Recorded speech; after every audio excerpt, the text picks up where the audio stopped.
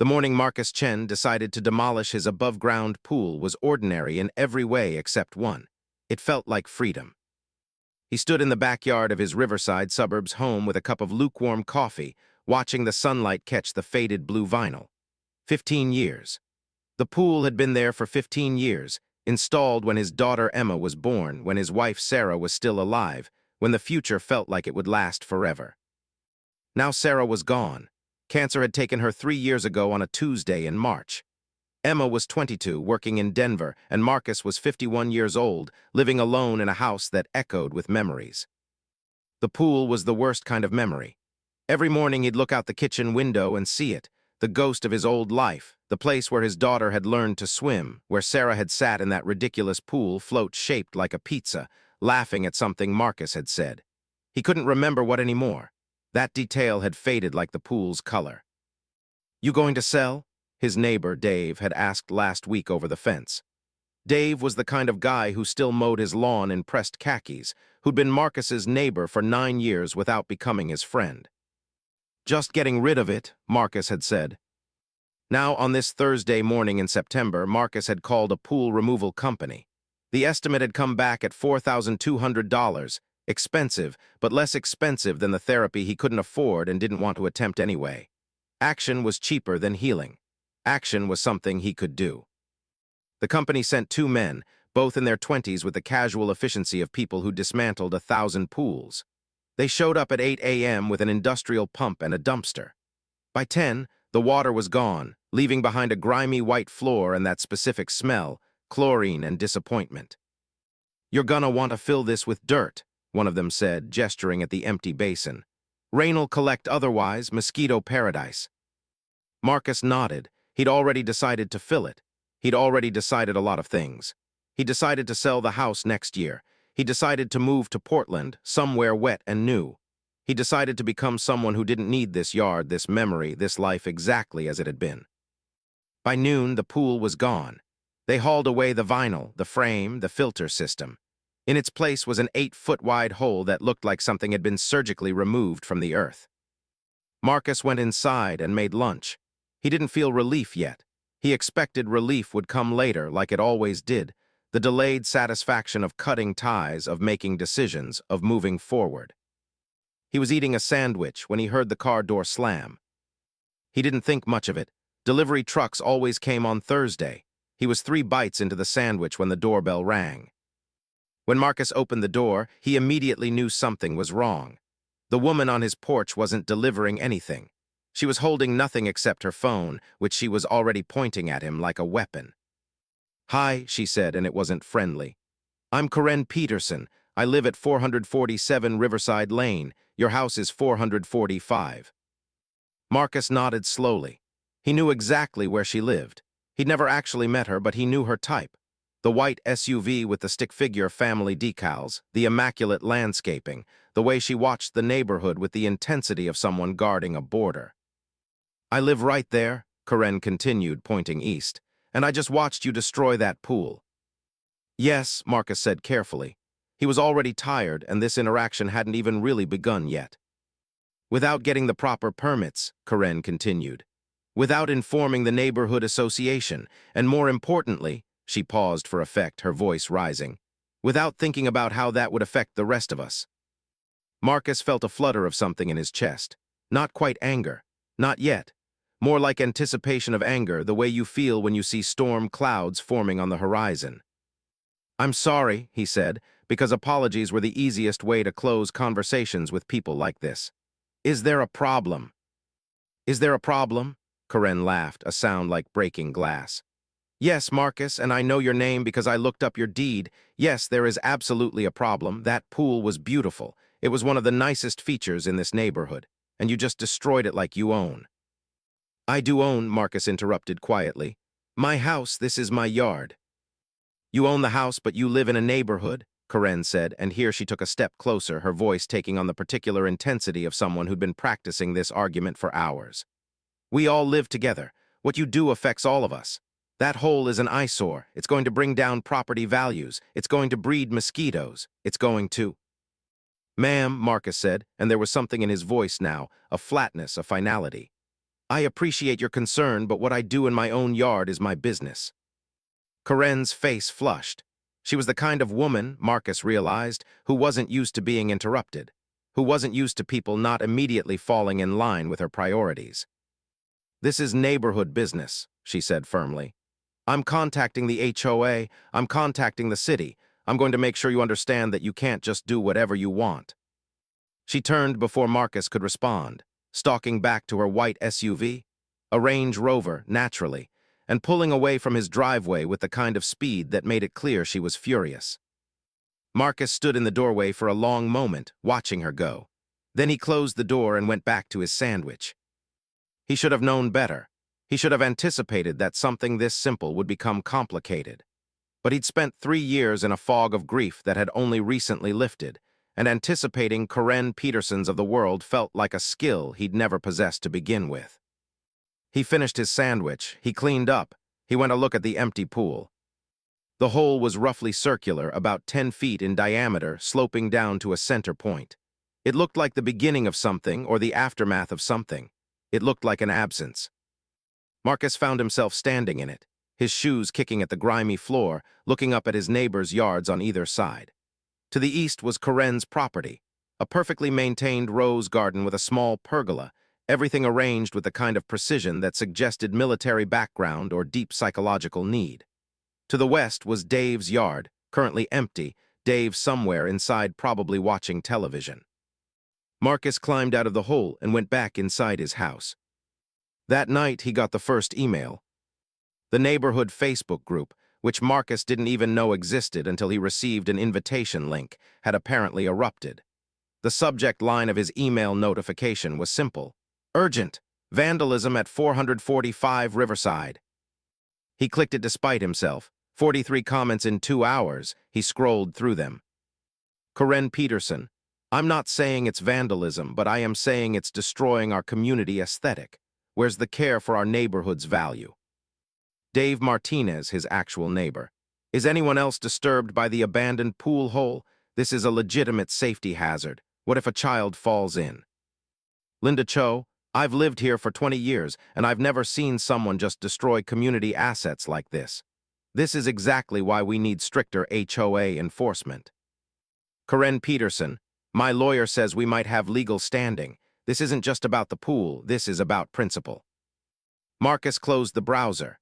He poured himself a bourbon, the first one he'd had in months, since he'd mostly sworn off drinking after Sarah died, since drinking just made him remember things more vividly, and stood at his kitchen window looking out at the hole in his yard. The hole his own hands would fill with dirt tomorrow, the hole that was apparently causing a neighborhood crisis. The bourbon tasted like bitter medicine. He drank it anyway. By the next morning, Corinne had done something Marcus didn't expect. She'd filed a formal complaint with the city planning department, alleging that the pool removal constituted illegal demolition without permits. She'd also, apparently, sent formal letters to the HOA threatening legal action against Marcus for destruction of neighborhood property value and community safety standards. Marcus knew this because Corinne had somehow obtained his email address, probably through public records, probably through some neighborhood database she'd created on her own initiative, and had forwarded him copies of all her official complaints, stamped with dates and case numbers. The email was perfectly professional in tone, which made it somehow worse. Dear Mr. Chen, it began, I'm sending these to you as a courtesy so you understand the seriousness of what you've done. Our community has standards and we expect them to be maintained. Perhaps you would reconsider your decision. Marcus didn't respond. He called the city planning department instead. A bored city employee told him that above-ground pools didn't require removal permits, only installation permits. As long as he filled the hole in a reasonable time frame and didn't leave it as permanent structural hazard, he was fine. She can file complaints all she wants, the employee said. But you're in the clear, Mr. Chen. Enjoy your new yard. That should have been the end of it. Marcus should have filled the hole with dirt, gotten on with his life, and never thought about Corinne Peterson again.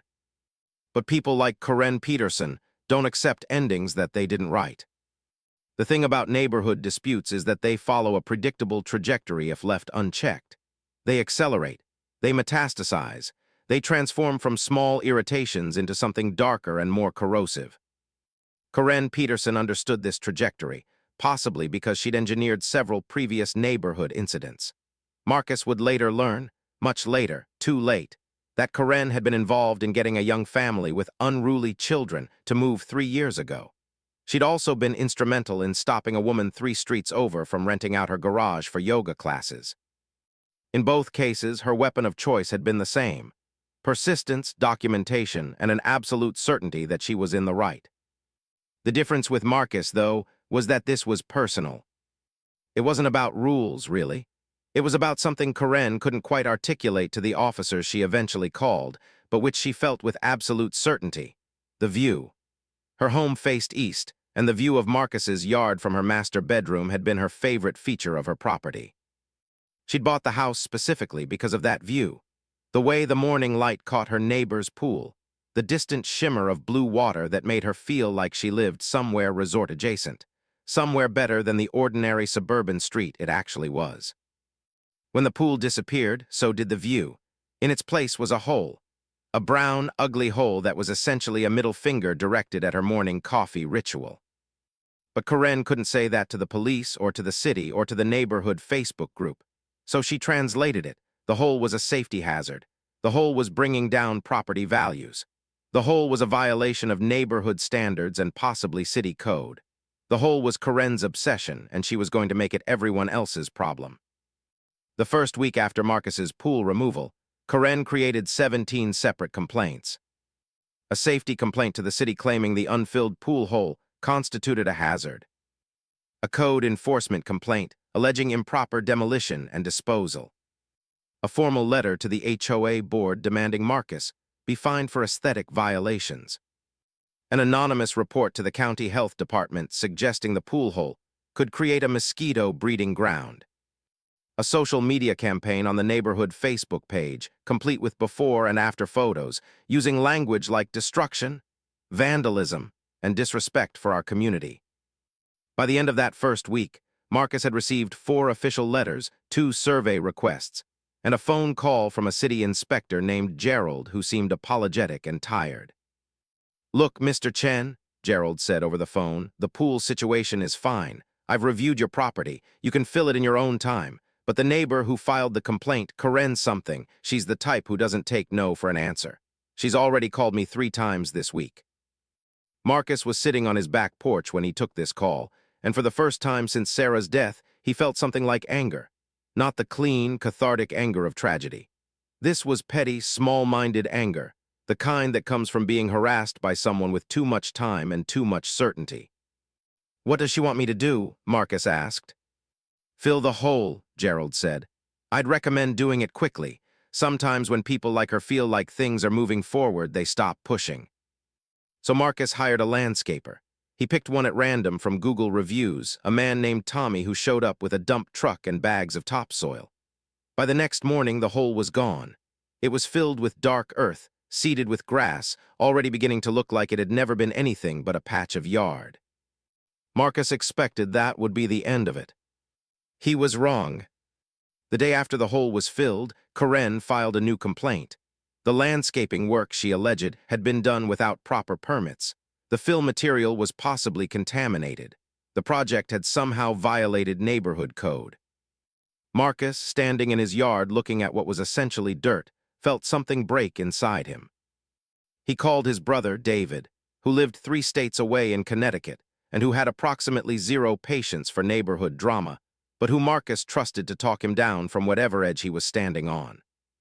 "She filed a complaint about the dirt," David said incredulously. "Yes." "Dirt in your own yard?" "Yes." David laughed the way older brothers do when younger brothers are being particularly stupid. "Ignore her. People like that only have power if you give it to them." This was advice that made sense in theory and no sense in practice.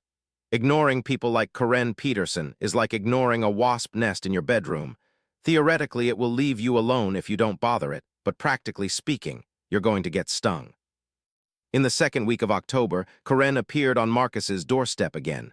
This time she had a folder. Marcus was at work when she came by. He worked as a project manager for a mid-sized construction firm, which meant his office was in a generic suburban complex about 20 minutes away, filled with other men his age who'd all been left behind by time in slightly different ways. When he got home, he found a manila folder wedged in his door with a rubber band around it. Inside was a printed email thread. Karen had been corresponding with the neighborhood HOA board, specifically with the HOA president, a man named Robert Chen, no relation, who apparently lived 2 streets over. Robert had written several sympathetic responses to Karen's concerns, suggesting that while there might not be a legal violation, community standards required neighborly consideration. There were also printed Facebook posts, highlighted in yellow. Karen's posts interspersed with comments from other neighbors. Most were supportive, but a few were lukewarm. Linda Cho had written, "While I understand the aesthetic concerns, it is his property." This comment had been highlighted in red with an angry margin note. Complicit, city living mentality. At the bottom of the folder, Karen had written a handwritten note on expensive stationery. "Mr. Chen, I'm including this documentation to show you that the neighborhood shares my concerns about your property maintenance. I've been trying to resolve this amicably, but I'm prepared to pursue legal action if necessary. My attorney has indicated that we may have grounds for a nuisance complaint. I'd rather it not come to that. I believe if you would just restore the pool, or at the very least maintain your property to the standards of the neighborhood, we can all move forward. Karen Peterson." Marcus stood in his kitchen holding this folder and felt something like vertigo. The rational part of his brain understood that this woman was slightly unhinged, that she had no actual legal standing, that she was harassing him for no legitimate reason. But another part of his brain, the part that had been worn down by grief, by loneliness, by 3 years of just trying to survive, started to consider her demands. He could buy a pool. It would take money, but not an impossible amount. A new above-ground pool, installed and maintained and ready to shimmer in the morning light for Karen's benefit. He could do that. He could appease this woman and return to his life. He called David again. "She's threatening a nuisance complaint," Marcus said, "over a filled-in pool hole." "Is it actually creating a nuisance?" David asked. "No, it's just dirt."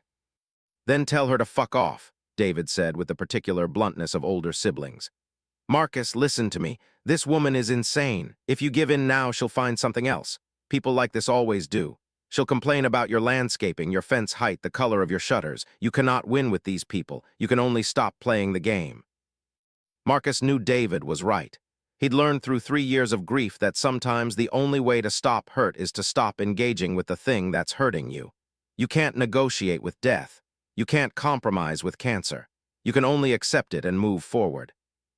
But this wasn't death. This was just a woman. So Marcus did something he shouldn't have. He drafted a response. He was angry, genuinely, finally angry in a way that Sarah's death had made him forget he could be. And he wrote an email to Karen that was civil and professional but absolutely final.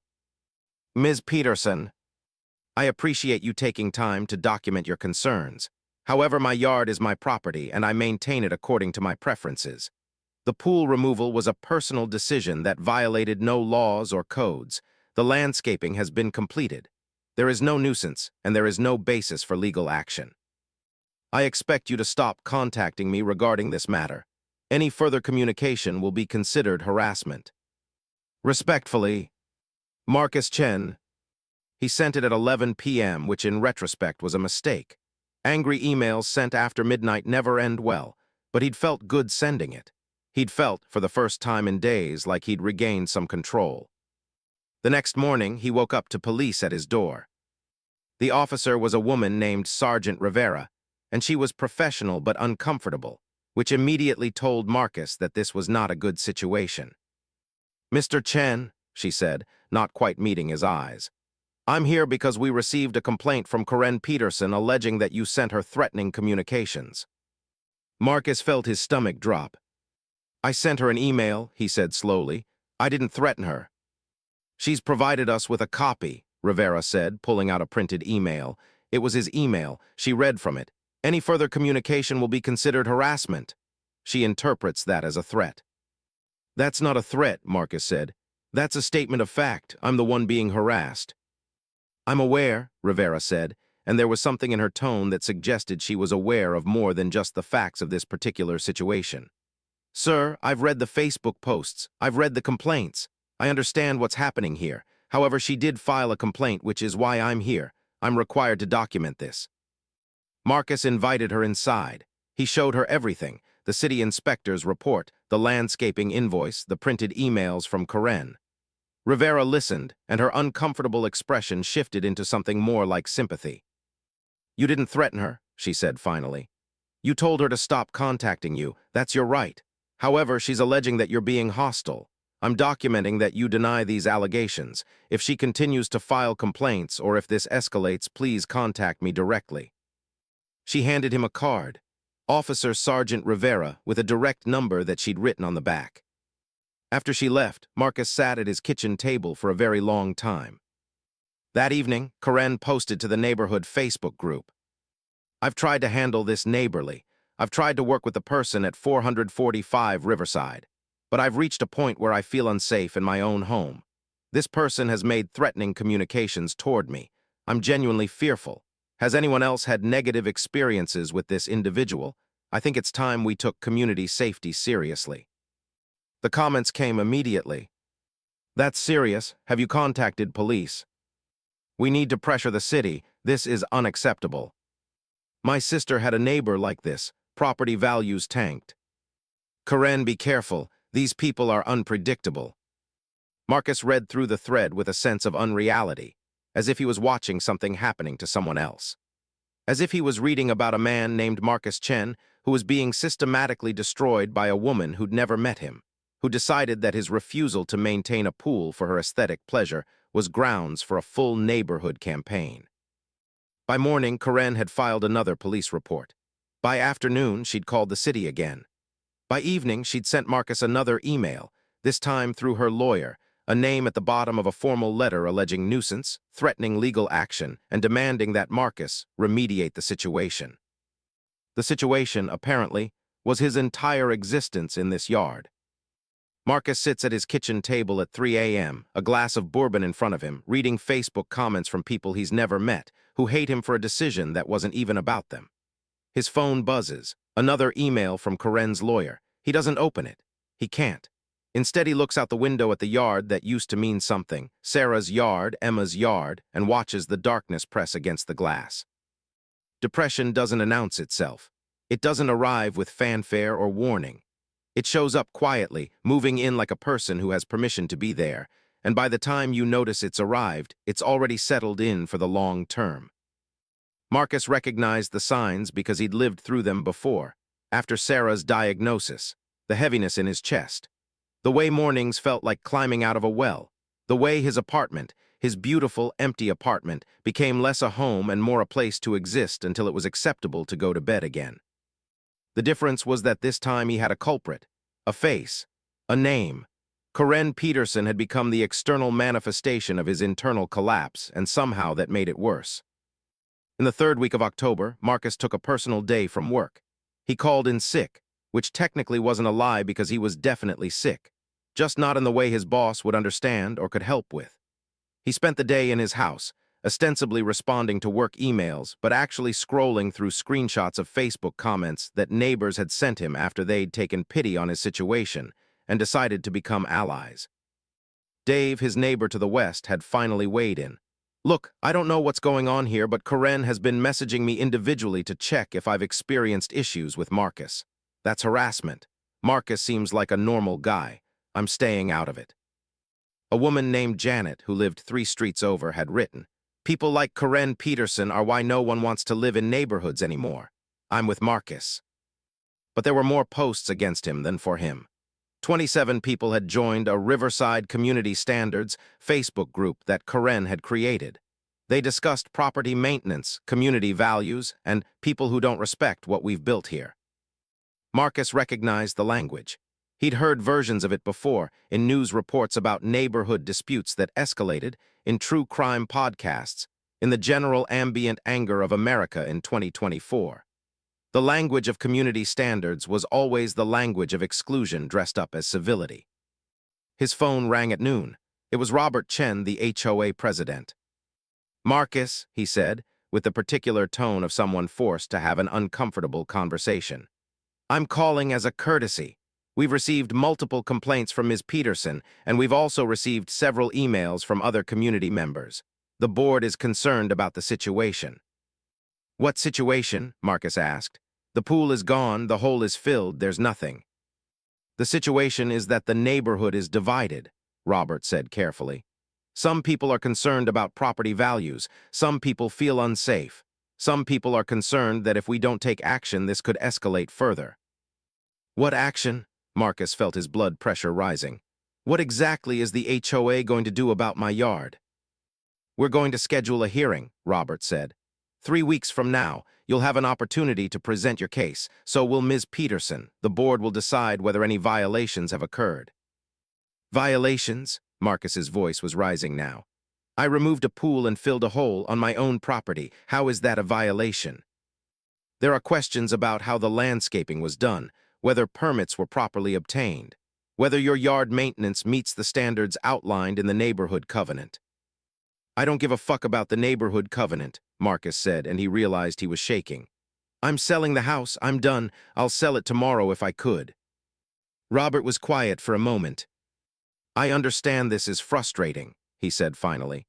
"But the hearing will happen. If you want to attend, we can provide evidence that you did nothing wrong. If you don't want to attend, we'll have to decide based on the materials before us." After he hung up, Marcus went to his bedroom and lay down without turning off the lights. He stayed there for 4 hours. When David called at 4 p.m., Marcus didn't answer. When his office called at 5 p.m. asking about tomorrow's meeting, he didn't answer. When Emma, his daughter, called at 6 p.m., because apparently news of neighborhood drama travels quickly through some undiscovered network, he actually did answer. "Dad," Emma's voice came through the phone, confused and concerned. "Dave Martinez's wife posted about you on Instagram. Are you okay?" Marcus felt something break in his chest. "I'm fine," he said, which was clearly untrue. "Just some neighborhood nonsense."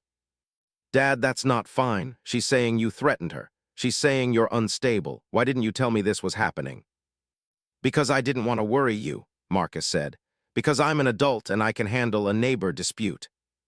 "Are you," Emma asked quietly, "handling it? Because from what I can tell, this woman is terrorizing you and you're letting her."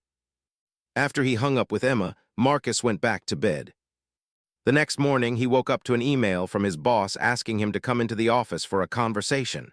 His stomach immediately understood what this meant: damage control. Karen had posted about him somewhere public, and someone at his workplace had seen it. Marcus called the office and said he was taking the rest of the week off. His boss, Janet, was sympathetic but firm. "We'll talk when you're back." That's when Marcus realized the scope of what had happened. This wasn't just a neighborhood dispute anymore. This had metastasized. Karen had weaponized the internet, weaponized social media, weaponized public opinion in a way that was now threatening his job, his reputation, his basic ability to function in the world. All because he'd removed a pool. He sat in his living room with a bourbon in one hand and his phone in the other, scrolling through threads of people discussing him with the casual cruelty of internet strangers. He'd read somewhere that the internet had made us all sadists, that the distance and anonymity of screens had transformed ordinary people into people who enjoyed hurting other people. Marcus had never really believed that until he saw it happening to him. This guy sounds unstable. Why would he get so angry over a pool? She's trying to protect her property values and he's threatening her. People like this are exactly what's wrong with neighborhoods. Anyone who gets this defensive probably has done other stuff we don't know about. By Wednesday, a local news outlet had picked up the story. The headline was, "Neighborhood divided over property dispute. Woman claims safety concerns." The article was exactly what Marcus expected, balanced and therefore damning. It presented both sides, his and Karen's, in a way that suggested they were equally valid. Karen was quoted as saying she was genuinely frightened, that she was just trying to protect community standards, that she hoped Mr. Chen would reconsider his hostility. Marcus wasn't quoted at all, apparently having declined comment when a reporter called his office. By Thursday evening, Marcus had made a decision. He would restore the pool. He would buy a new above-ground pool, have it installed, and return his yard to the exact state it had been before. He would give Karen what she wanted, and then she would finally stop. This logic was flawed, and some part of him knew it, but the rest of him was too tired to argue with it. He called Emma instead. "Don't," she said immediately. "Dad, don't do that." "Why not? Then it's over." "No, it's not over." Then she knows that screaming works. Then she knows that if she's loud enough and persistent enough, she can get what she wants. And then she'll do it again to someone else, or to you again, or to me when I'm older and defending something I believe in. Emma was speaking from Denver, where she worked for a nonprofit focused on tenant rights, a fact that suddenly seemed relevant to her passionate defense of her father's property rights. "I'm tired," Marcus said quietly. "I know," Emma said. "Mom would be tired too, but she wouldn't back down." Emma was right. Sarah, Marcus's wife, had never backed down from anything important. She'd fought her cancer with a kind of stubborn grace that had inspired and infuriated him in equal measure.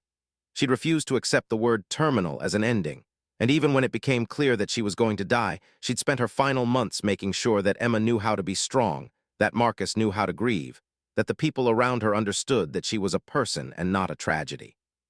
Sarah would not have bought a pool. "Okay," Marcus said to Emma, "I won't back down." "Good," Emma said. "Now I'm going to send you the contact information for a lawyer I know. She does community law. She's going to help you file a harassment complaint against Karen." I can't." "You can," Emma said firmly.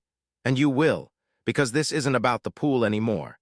This is about whether this woman gets to decide what you do with your own property through intimidation and social media mob tactics."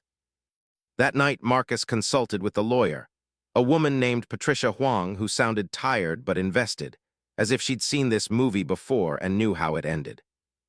"Harassment, yes," Patricia said over the phone. "She's engaged in a pattern of conduct that is designed to intimidate and harass. The complaints to authorities, the social media campaign, the personal communications, all of it. We can file a complaint with the police. We can file for a restraining order if it escalates." "Will that stop her?" Marcus asked. "Possibly," Patricia said. "Or it might escalate her. People like Ms. Peterson don't like being told no. But at least it puts things in a legal framework where there are actual consequences." The next morning, Marcus did something he should have done weeks ago. He filed a police report for harassment and documented every single communication from Karen. The emails, the printed Facebook posts, the folder she'd left in his door, the news of her filing a false, threatening allegation against him. Officer Rivera took his statement and didn't look surprised. "I was wondering when you'd do this," she said. "Mr. Chen, I want to be clear about something. This behavior from Ms. Peterson, this is not okay. In my professional opinion, she's crossed the line from advocacy into targeted harassment. I'll be documenting this report, and I'll be paying closer attention to future complaints from her regarding your property." "Will anything happen?" Marcus asked. "That depends on whether she continues," Rivera said. "If this stops here, probably not. If she continues with this pattern, more false allegations, more social media campaigns, more attempts to get other agencies involved in a complaint that has no basis, then yes, we can pursue harassment charges." Marcus walked out of the police station and felt something shift inside him. Not relief, exactly, but permission. Permission to stop apologizing. Permission to stop trying to understand Karen's perspective or validate her concerns. Permission to recognize her for what she was, a woman who had decided he was the villain in a narrative she was writing, and who was determined to make that narrative true through sheer force of will and social media persistence. Marcus stands in the parking lot of the police station, and for the first time in weeks, he doesn't feel like a victim. He feels something harder, something that looks like the beginning of fight. His phone buzzes, an email from Patricia. The subject line reads, "Restraining order application ready to file." He reads it. He thinks about Karen. And he realizes that sometimes the smallest decision to stop backing down, to start pushing back, changes everything. The first thing she did was post a video to TikTok. It was shaky phone footage of Marcus's property, zoomed in on the now-filled yard, with Karen's voice overlaid describing the moment my neighbor destroyed our community. The video got 47,000 views before it was taken down for violating harassment policy, but not before 200 people had shared it, and the comments section had been harvested for the most inflammatory accusations. The next day, Karen changed her Facebook profile picture to a screenshot of Marcus's home from Google Earth with a big red circle around his yard. She wrote, Does this look like a neighbor you'd want to live next to? By November 10th, 3 local news outlets had picked up the story again, and the tone had shifted. The narrative was no longer neighborhood dispute. Now it was, is your neighbor harassing you? With interviews from community psychologists about toxic neighbors and property rights. Karen was quoted extensively. Marcus was asked for comment but declined. What Marcus did do was attend the neighborhood HOA hearing. It was held in the community center's conference room, a depressing space with fluorescent lighting, and a folding table where the board sat like judges in a low-budget courtroom. Robert Chen was there, along with 2 other board members. Linda Cho, who Marcus remembered from the Facebook group as being on his side, and a thin man named David Wung who looked like he wanted to be anywhere else. Karen showed up with her lawyer. A real lawyer, not Patricia, but something more expensive-looking, someone who clearly did this kind of thing for actual money. The hearing was perfunctory. Karen presented documents, photos, emails, and a carefully constructed narrative about how Marcus's hostile behavior and property neglect had created an unsafe and unpleasant environment in the neighborhood. She talked about property values. She talked about community standards. She talked about her fear and her genuine concern for the neighborhood's future. Then it was Marcus's turn. He'd prepared a statement with Patricia, something measured and professional.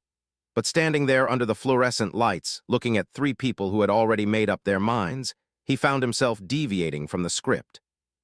I removed a pool, Marcus said simply. I filled the hole it left behind. I did this on my own property without violating any laws or codes. Since then, this woman has filed 17 official complaints with various agencies, conducted a social media campaign designed to damage my reputation, appeared at my home multiple times despite being asked to stop, and is now here in this room, attempting to use neighborhood governance as a weapon to force me to maintain my property according to her aesthetic preferences. He paused. My wife died 3 years ago, Marcus continued, and he could see Robert wince. This pool was installed when she was alive. She used to float on a pizza in it. I removed it because I couldn't look at it anymore without remembering that she doesn't get to enjoy things like that anymore. I filled the hole because I wanted to move on. That's not a violation. That's grief. And I don't appreciate this woman. He turned to look at Karen directly, using neighborhood governance to police my grief or weaponize my property maintenance as a way to get attention and validate her obsession with her view. The room was completely silent. Karen's lawyer started to speak, but Robert held up his hand. He looked at Linda, who was looking at Marcus with an expression that suggested her previous neutrality had shifted. David Wung looked like his earlier desire to be elsewhere had intensified. Thank you, Mr. Chen, Robert said. We'll deliberate and notify both parties of our decision within 1 week. They didn't take 1 week, they took 3 days. The decision, delivered via email, was simple. After reviewing all materials and hearing testimony from both parties, the board finds that Mr. Chen has not violated any provisions of the neighborhood covenant. His removal and replacement of landscaping on his own property does not constitute grounds for enforcement action. However, the board also notes that ongoing disputes between neighbors are harmful to community well-being and recommends that both parties cease direct contact and communication regarding this matter. It was a polite way of saying that both were guilty of creating drama, but technically Marcus had done nothing wrong. Karen's response was swift and public. She posted to Facebook, "The HOA board has failed our community. This is what happens when people don't take standards seriously. I'm removing myself from community service. You deserve better leadership." She didn't remove herself, though. Instead, she made herself quieter for exactly 48 hours, which was the calm before everything changed. The morning of November 14th, Marcus woke up to find that he had been tagged in a video posted to his personal Facebook page. A video he had not posted. A video that was deeply private and deeply incriminating. It was footage of Marcus from 15 years ago at a 4th of July party, clearly drunk, singing karaoke badly, and at one point making a joke that was, when taken out of context, deeply inappropriate. The joke involved a woman and her intelligence and was the kind of thing a 35-year-old Marcus would say after 6 beers and absolutely would not say sober. It was the kind of joke his wife had rolled her eyes at and that he'd cringed about later. The video had been posted with the caption, "I'm not saying anything, but here's what our neighborhood hero is really like. It had been posted from Karen's account. It had 2,500 views in the first hour. The comments were exactly what Marcus expected. Demands for his firing, calls for his harassment, assertions that this proved he was the villain in this story all along. Within 40 minutes, his workplace had called. His boss, Janet, was professional but firm. "We're going to need you to take a leave of absence," she said. "Pending review of this incident, we're talking to HR now." "That video is 15 years old," Marcus said. "I was drunk. It was a private party." "Which is why we're not immediately firing you," Janet said. "But we can't have this kind of public controversy. We're a professional firm, Marcus. We need time to figure out what our response is." By noon, the video had been taken down by Facebook for violating harassment policy. But not before it had been downloaded and uploaded to Twitter, YouTube, Reddit, and a dozen other platforms. Not before people had started a petition demanding Marcus be fired from his job and removed from the neighborhood.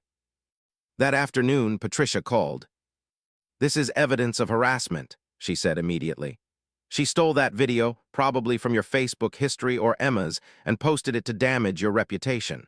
She's also violated multiple platform policies. More importantly, this is proof of escalation. This is exactly what we need for the restraining order." The restraining order hearing was moved up. It was scheduled for November 18th, tomorrow. That night, Marcus did something he hadn't done in years. He got truly drunk. Not moderately drunk, not socially drunk. Drunk in the way he'd learned not to be after Sarah's illness, because grief and alcohol didn't mix, because pain amplified under alcohol's influence became unbearable. He drank bourbon until the edges of the world blurred. He sat in his living room, the home he'd built with Sarah, the home that had become a battleground, and he let himself feel the full weight of everything. The death of his wife, the dissolution of his home as a safe space, the exposure of his flaws to thousands of strangers, the systematic dismantling of his reputation by a woman he'd never met. He woke up on his couch at 3 a.m. with a dry mouth and a text from Emma. "Dad, I've read the thread. Half the internet hates you right now, but the other half is defending you.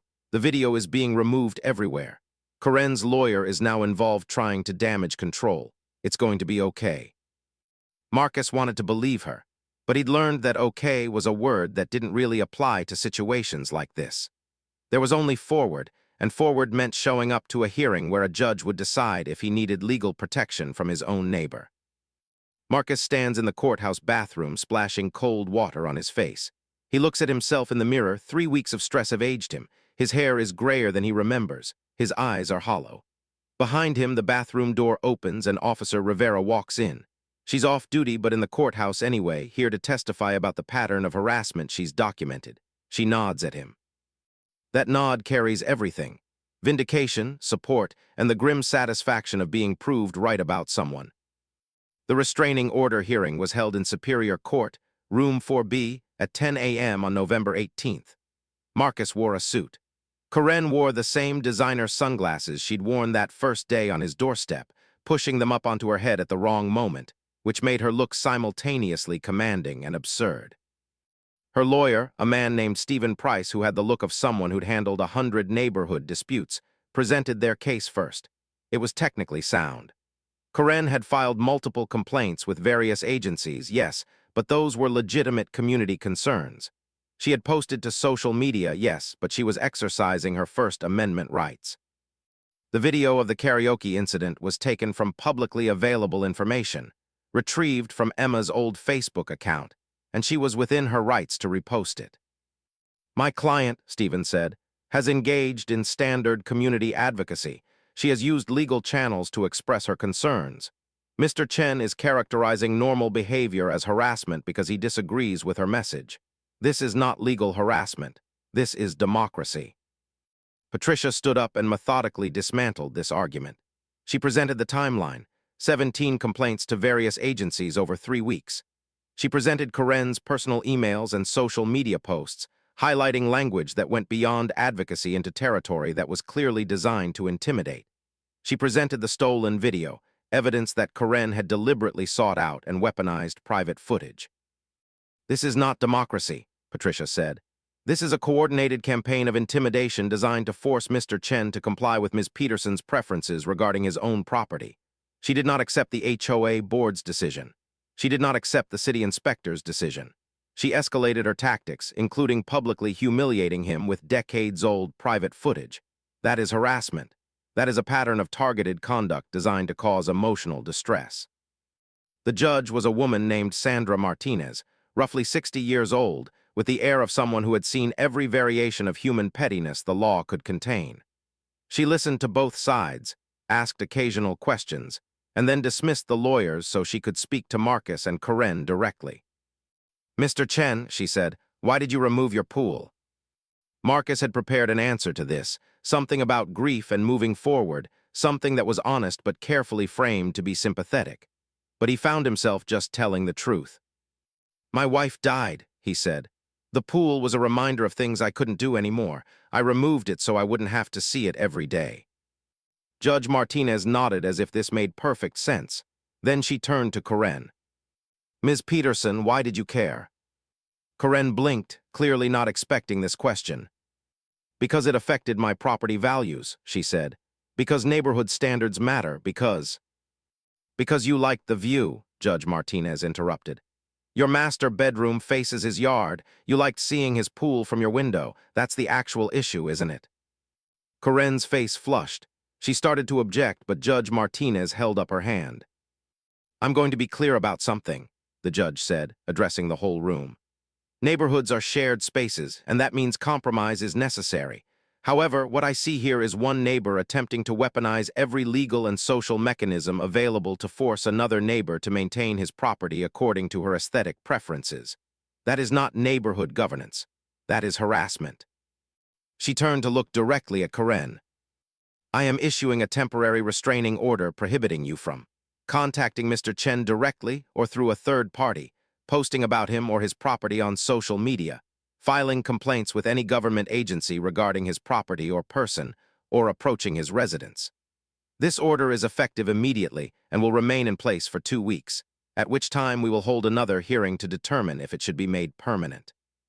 Karen stood up. "Your Honor, I just want to—" "You're dismissed," Judge Martinez said. As they left the courtroom, Marcus felt something he hadn't felt in weeks, the possibility of peace. Not actual peace that would take time to process, to believe, to accept, but the possibility of it. He walked out of the courthouse and found Emma waiting for him by his car. His daughter, who'd driven up from Denver the night before because this moment mattered. She hugged him without saying anything, which was exactly right. "What now?" Emma asked as they got into his car. "Now I figure out who I am without all of this," Marcus said. He meant several things. Without the disaster, without the fight, without the constant adrenaline of being under siege. But also, without Sarah, without the pool, without the person he'd been before any of this happened. The first thing he did was return to work. His boss, Janet, was cautiously supportive. "The internet's already moved on," she said. "There's a new scandal, your old news. We'd like to have you back if you want to come back." Marcus thought about this. He'd worked at the same company for 12 years. It was fine. It paid well. It was the kind of career that didn't demand anything except showing up. "Can I take another month?" he asked. "Paid or unpaid?" "Unpaid," Marcus said. Janet nodded as if she understood something about what he was asking for. Maybe she did. Maybe she'd asked similar questions of her own life at some point. For the month of December, Marcus did something he hadn't done since Sarah's death. He rested. Not in the way grief had forced him to rest, paralyzed and heavy, but in the way of actually allowing himself to be still and present in his own life. He filled his yard with dirt. He got the grass seeded. He sat in that yard with coffee in the morning, watching the neighbors pass by, feeling the slow healing that comes when a crisis ends.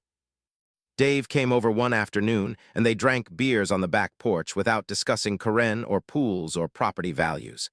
Linda Cho sent him a casserole with a note. "The reasonable people remember what matters." And then, 3 weeks after the restraining order, something unexpected happened. The local news, the same outlets that had covered Karen's harassment campaign, picked up a follow-up story. The angle was different this time. It was about neighborhood harassment itself, about how social media weaponized disputes, about how one woman's obsession had spiraled into something genuinely harmful. They interviewed the judge, off the record, but her perspective was clear. They interviewed Officer Rivera. They interviewed 4 other neighbors who'd stepped forward to say that Karen had been the problem all along, that they'd been afraid to say something publicly, but that Marcus had done nothing wrong. And then, in what seemed almost too perfect to be real, one of the news outlets tracked down the person who'd shot the original karaoke video and asked about how it had been obtained. It turned out that Emma's old Facebook account had been accessed without permission, and that Karen had literally stolen the video files directly from Instagram's archive. That was a federal crime. That was unauthorized computer access.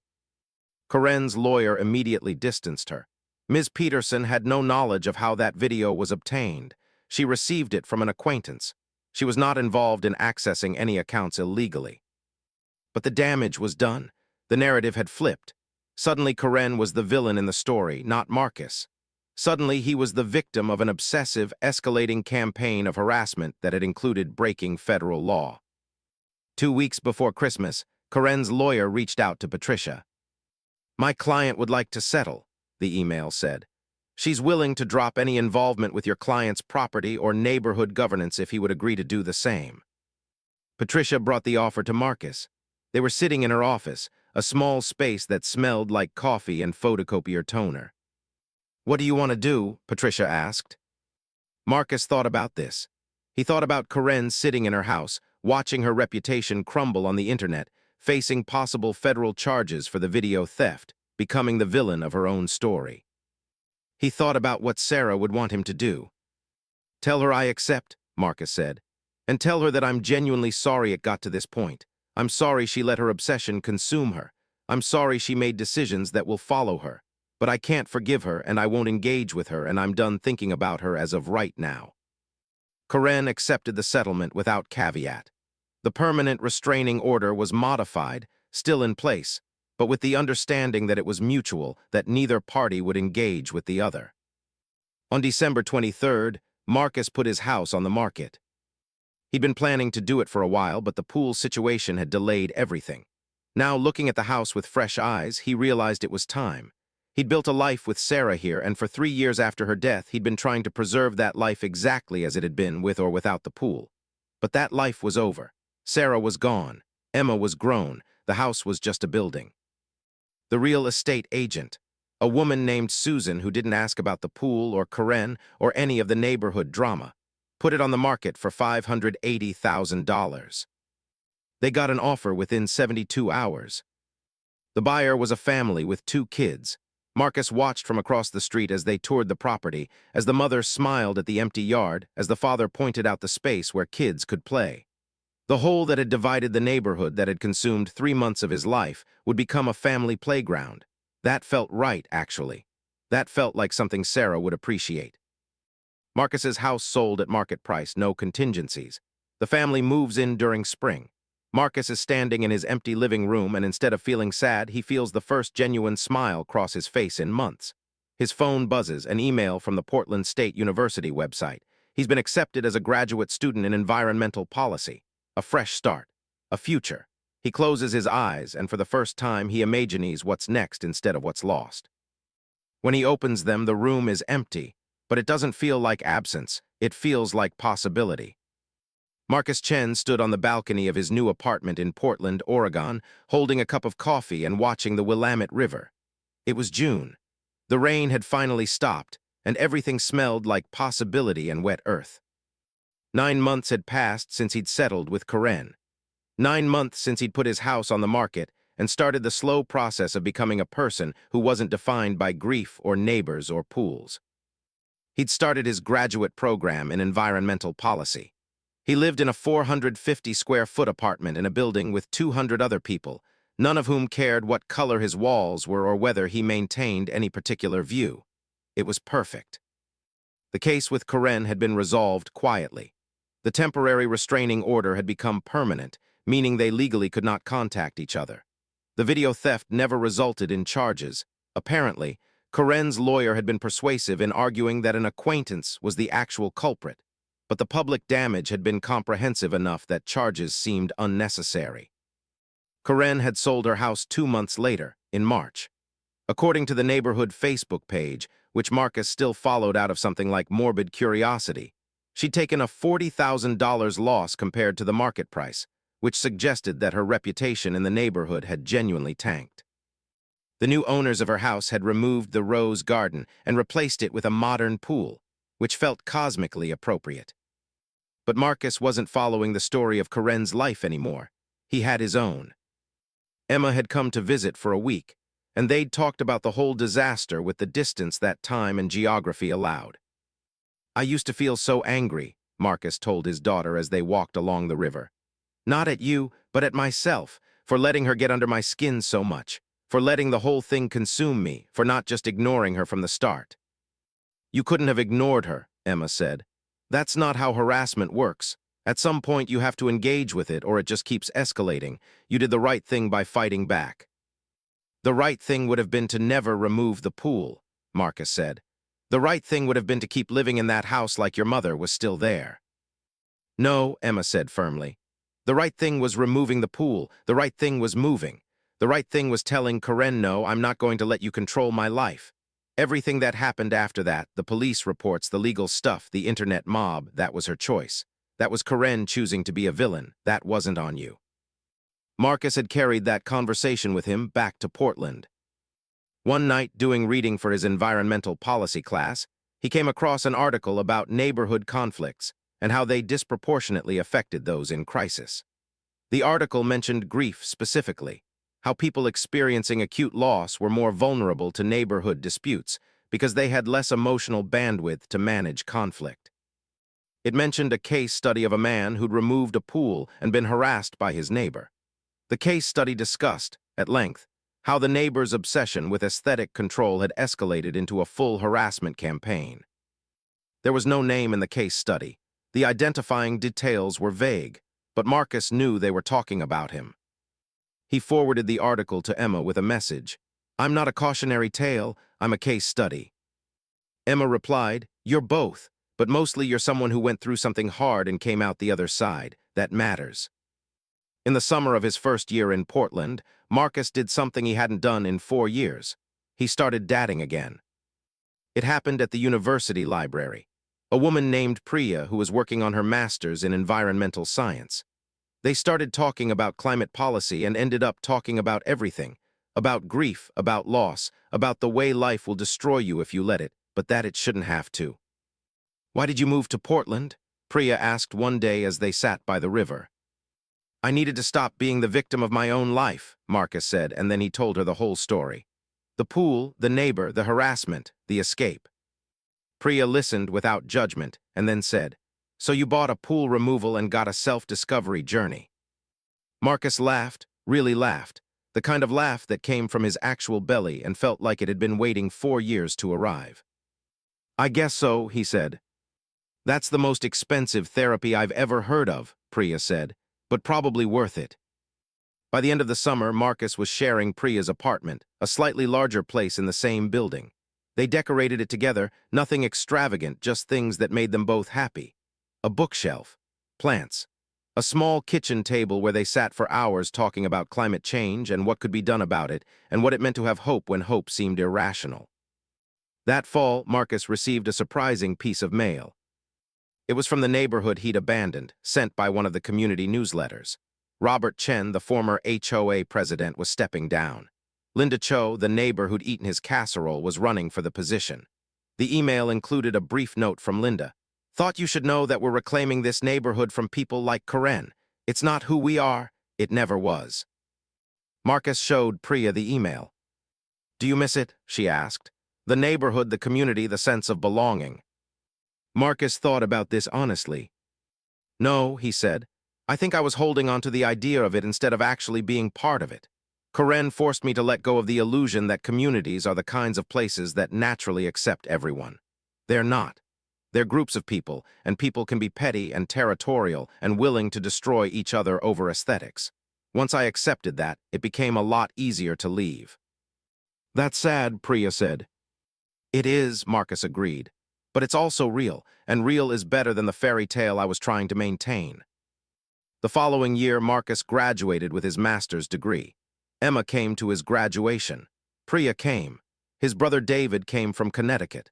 They all stood in the auditorium and watched him walk across the stage, and it felt like the beginning of something, not the end. Afterward, at a restaurant by the river, David raised a glass. "To the pool," he said. "To the absolute worst decision that became the best decision." "That's not how you should describe it," Emma said. "How should I describe it?" David asked. "To the pool," Emma said, raising her own glass, "and to the neighbor who finally forced Dad to choose himself." They drank to that. Marcus thought about Karen, somewhere in a different city, living a different life, probably harassing different neighbors about different things. He thought about the house he'd sold, and the family living in it now, and the pool hole that had become a garden. He thought about Sarah, and how she would have loved this version of his future, not because it was perfect, but because it was honest. "Thank you," Marcus said to his family. "For what?" Emma asked. "For understanding that sometimes you don't fix things. Sometimes you just accept that they're broken and move on." That night back at their apartment, Priya asked Marcus if he ever thought about what might have happened if he just bought the pool back. "All the time," Marcus said. "I think about how easy that would have been, how I could have just surrendered and made the noise stop." Marcus looked at this woman he'd met because he'd moved to Portland to escape his old life. He thought about his graduate degree, his new career path, his future that now included someone else's future. He thought about the growth that only comes from refusing to be destroyed.